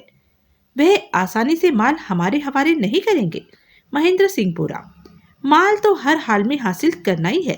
जागीरा ने सिगरेट सुलगाकर कश लिया। तब हमारे पास इतना वक्त भी नहीं होगा कि उन्हें समझा सकें। इसलिए अगर वह आनाकानी करे तो बिना पल भी जाया करे सबको गोलियों से भून दो। पुलिस वालों को गोलियों से उड़ाने के बाद हमारे पास ज्यादा समय नहीं होगा। फायरिंग की आवाज चारों तरफ गूंजेगी तो कोई न कोई पुलिस को फोन भी कर देगा, यानी कि उस हादसे के बाद यहाँ कभी भी पुलिस आ पहुंचेगी। इसी तरह उन चारों के बीच 20 मिनट तक बातें होती रही। जगमोहन ने छत का रास्ता खोलकर नीचे झांका। नीचे वॉल्ट में खड़े देवराज चौहान ने हाथ हिलाकर हरी पत्ती दिखा दी। तब रात के 3 साढ़े 3 बज रहे थे। जगमोहन ने सीढ़ी उठाई और नीचे लटका दी। सीढ़ी लटकने के बाद देवराज चौहान ने कुछ पल उन लोगों से बात की, फिर सीढ़ी पकड़कर ऊपर चढ़ाया। ठीक हो? ऊपर पहुंचते ही देवराज चौहान ने पूछा। हाँ, जगमोहन ने सिर हिलाया, फिर वानखेड़े की सारी बात बताकर कहा। नीचे वॉल्ट की इमारत के चारों तरफ पुलिस का घेरा है। पुलिस के घेरे के बाद जोरावर सिंह, महेंद्र सिंह, फिर जागीरा का घेरा है। हमारे लिए खतरा बहुत है। देवराज चौहान गंभीर हो गया। इस सिलसिले में हम कुछ नहीं कर सकते। हम ऐसी स्थिति में हैं कि हमें हवा के रुख के साथ ही चलना पड़ेगा। अगर महज हमारा ही सवाल होता तो मैं जरा भी चिंतित न होता, लेकिन हमारे साथ साथ उन 2 बोरों का भी सवाल है जिसमें हमने डकैती की करोड़ों की दौलत भर रखी है। इन हालातों में दौलत के साथ निकलना कठिन हो जाएगा और दौलत छोड़ी भी नहीं जा सकती। तुम ठीक कहते हो कि पुलिस वालों के साथ, जोरावर सिंह के साथ, जागीरा के साथ एक ही बार में टकराया नहीं जा सकता, जबकि वह लोग टकराने के लिए एकदम तैयार हैं। उनके पास हथियार हैं और हमारे पास चंद रिवॉल्वरें। देवराज चौहान ने कोई जवाब नहीं दिया। क्या सोच रहे हो? उसे खामोश देखकर जगमोहन ने पूछा। यही कि इन रुकावटों से बचकर दौलत के साथ कैसे निकला जाए, लेकिन मुझे कोई भी रास्ता नजर नहीं आता। देवराज चौहान बोला। तुम्हारा मतलब कि लूट की दौलत हमसे यह लोग छीन लेंगे? कह नहीं सकता। अब यह बात तो आने वाले हालात ही बताएंगे। सच पूछो तो मुझे दौलत को लेकर खतरा ही नजर आ रहा है। जगमोहन के चेहरे पर चिंता के बादल मंडराने लगे। देवराज चौहान ने नीचे झांका। दौलत का भरा बोरा वह लोग लटकती सीढ़ी के साथ बांध चुके थे। देवराज चौहान ने सिर उठाया और जगमोहन से कहा, हम दोनों मिलकर सावधानी से सीढ़ी खींचेंगे।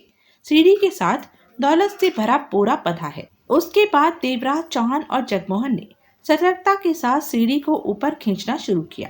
बोरा काफी भारी था। उसे ऊपर तक लाने में उन्हें 10 मिनट की मेहनत करनी पड़ी।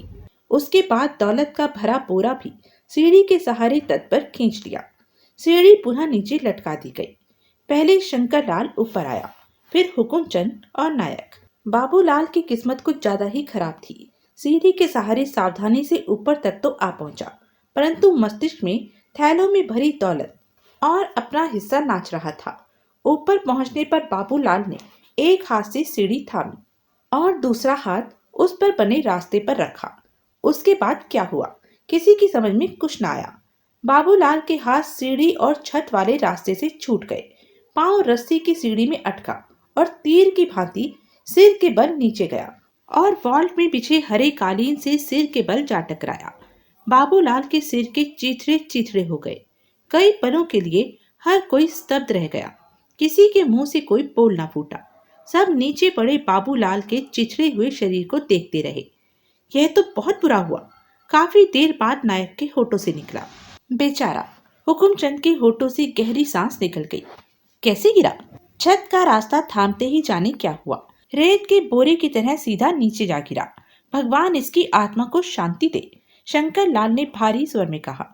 देवराज चौहान के चेहरे पर दुख उमड़ पड़ा था। इस समय बाबूलाल का इस प्रकार मर जाना उसे ठीक न लगा था।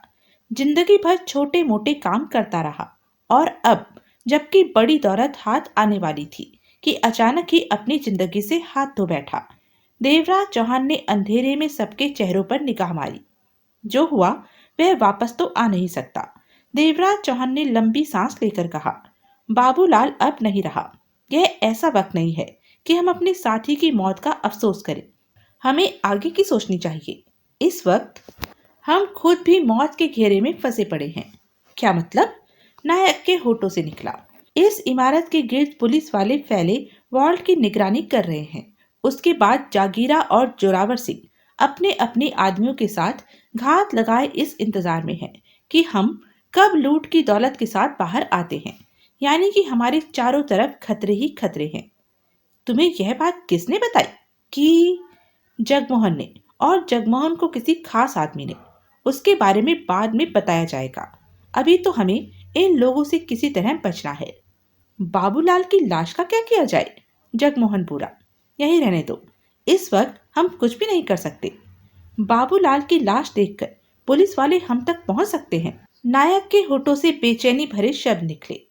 बाबूलाल की लाश देखकर पुलिस हम तक नहीं पहुंच सकेगी। देवराज चौहान एक एक शब्द चबाकर कह उठा, क्योंकि कोई नहीं जानता कि बाबूलाल हमारे साथ है। सिर्फ जागीरा जानता है और जागीरा इस बारे में कुछ नहीं कहने वाला। सब खामोश एक दूसरे का चेहरा देखते रहे। जगमोहन, रास्ता बंद करो, देवराज चौहान ने कहा। सब पीछे हट गए। जगमोहन ने हाथ में थाम रखे रिमोट कंट्रोल का बटन दबाकर रास्ता बंद कर दिया। वॉल्ट के भीतर से थोड़ा बहुत जो प्रकाश आ रहा था वह भी आना बंद हो गया। दौलत से भरे थैलों सहित उसी तरफ बढ़ो जिस तरफ से हम ऊपर आए थे। देवराज चौहान ने गंभीर स्वर में कहा। और नीचे मौजूद पुलिस वाले, उनके कारण हम यहाँ रुकने से रहे। देखते हैं कि उनका क्या इंतजाम किया जा सकता है। कहते हुए देवराज चौहान आगे बढ़ गया। सब दौलत से भरे थैलों के साथ छत की मुंडेर के करीब पहुंचे। यह वॉल्ट की इमारत की पिछवाड़े वाली मुंडेर थी। उन्होंने नीचे झांका। नीचे वॉल्ट के पहरेदार और पुलिस वाले सतर्कता से पहरा दे रहे थे। उन्होंने वॉल्ट की छत से हर एंगल से नीचे झांका। हर तरफ सख्त पहरा था। इन लोगों से बचना आसान नहीं, नायक ने पीड़ा भरे लहजे में कहा। बचने की पूरी पूरी कोशिश करनी है हमें। देवराज चौहान एक एक शब्द चबाकर सख्त स्वर में कह उठा। जाहिर है कि इनसे हमें टकराना पड़ेगा। परवाह नहीं, जो होगा देखा जाएगा। इतनी बड़ी दौलत साथ हो तो हर रास्ते की दीवार को हटाया जा सकता है। इनसे टकराने के लिए तो हमारे पास पूरे हथियार भी नहीं। चंद रिवॉल्वरों से क्या होगा? जगमोहन होठ काटते हुए कह उठा। जो होगा रिवॉल्वरों से ही होगा। रिवॉल्वरों से जितना हो सकता है हमें उससे भी ज्यादा करना है, देवराज चौहान ने सख्त स्वर में कहा। क्योंकि यहाँ बैठे रहने का हमारा कोई इरादा नहीं। 2 घंटे बाद ही दिन निकल आना है। तब तो कुछ भी नहीं हो सकेगा। लोगों का आवागमन चालू हो जाएगा, जो कि हमारे लिए नुकसानदेह साबित होगा। तुम कह रहे थे कि जागीरा और जोरावर सिंह अपने आदमियों? हाँ, देवराज चौहान के होठ खिंच गए। पुलिस वालों और पहरेदारों से निपट भी लेते हैं तो वह लोग पहाड़ बनकर हमारे सामने। तभी देवराज चौहान के शब्द अधूरे रह गए। एकाएक ही वातावरण में फायरों और चीखों की तेज आवाजें गूंज उठी। ऐसा लगता था जैसे दिवाली आ गई हो। 3 मिनट तक फायरों के धमाके होते रहे। फिर मौत जैसी शांति छा गई।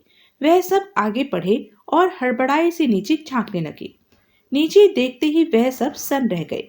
इमारत की हर तरफ पुलिस वालों और पहरेदारों की खून से सनी ताजी लाशें पड़ी थी। सब के सब मरे पड़े थे और उनकी जगह तरह तरह के हथियारों को थामे गुंडे बदमाश टाइप व्यक्ति वहां फैले नजर आए, जिनकी निगाहें बराबर ऊपर की ही तरफ उठी हुई थी। एक बार फिर उनके बीच मौत से भरी शांति छा गई। यह क्या? शंकर लाल के होठों से निकला। इन सबको किसने मार दिया? नायक स्तब्ध था। जगमोहन और देवराज चौहान की निगाहें मिली। यह सब जागीरा या जोरावर सिंह ने किया है। देवराज चौहान ने खामोशी भंग की। उन लोगों ने हमें छत से नीचे झांकते देख लिया होगा। इस बात का उन्हें पूरा विश्वास होगा कि वॉल्ट की दौलत इस वक्त हम लोगों के साथ ही है। हम जल्दी से नीचे पहुंचे, इसी कारण उन्होंने इन पुलिस वालों को रास्ते से हटाया है। और अब हमारे इंतजार में यह लोग खड़े हैं। फिर तो हमें लेकर जागीरा और जोरावर सिंह में टकराव होगा कि इससे दौलत कौन छीन कर ले जाएगा। एकाएक जगमोहन कह उठा।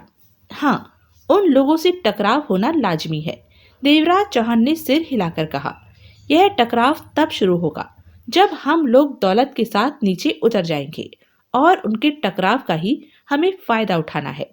हमारा असली मकसद वॉल्ट से लूटी दौलत को सुरक्षित ले जाना है, उन लोगों से टकराना या उनकी गोली का जवाब देना नहीं। अब क्या किया जाए? शंकर लाल के होठों से निकला। यहाँ रुकना ठीक नहीं, हमारे पास ज्यादा वक्त नहीं। देवराज चौहान एक एक शब्द चबाकर कह रहा था। हम लोग अब नीचे उतरेंगे। मैं और जगमोहन पहले नीचे जाएंगे, फिर तुम लोग लूट की दौलत से भरे थैले नीचे फेंकोगे। उसके बाद खुद नीचे आओगे। नीचे जो होगा देखा जाएगा। हम लोगों को अपनी रिवॉल्वरें उसी समय इस्तेमाल करनी है जब बहुत ही जरूरत महसूस हो और जान पर आ जाए। उनसे टकराना तो पड़ेगा ही, नायक बोला। वह ढेर सारे लोग नीचे खड़े हमारी दौलत लूटने की फिराक में हैं और हम अपनी दौलत लूटने नहीं देंगे। नीचे जैसे हालात सामने आएंगे हमें उसी के मुताबिक चलना पड़ेगा। देवराज चौहान बोला। हमारा यहाँ खड़े रहना वक्त बर्बाद करना है। सवेरा होने में ज्यादा देर नहीं है, हमें नीचे उतरना चाहिए। वह लोग बहुत ज्यादा लग रहे हैं, शायद हम उन पर काबू न पा सके। क्या मतलब? शंकर लाल ने तीखे स्वर में कहा। तुम्हारा मतलब कि मेहनत से हासिल की दौलत उनके हवाले कर दे। मैंने ऐसा नहीं कहा। देवराज चौहान ने उसकी आंखों में झांका। लेकिन अपनी जान बचाने के लिए अगर करना पड़ा तो ऐसा भी करेंगे। हम ऐसा नहीं होने देंगे। नायक गुर्रा उठा। देवराज चौहान ने जवाब में कुछ नहीं कहा। तो यह थी अब तक की कहानी। आगे की कहानी जानने के लिए बने रहें मेरे साथ। और हाँ, मेरे चैनल को लाइक, शेयर और सब्सक्राइब करना ना भूलें। और कमेंट करके ज़रूर बताएं कि यह वीडियो आपको कैसा लगा। धन्यवाद।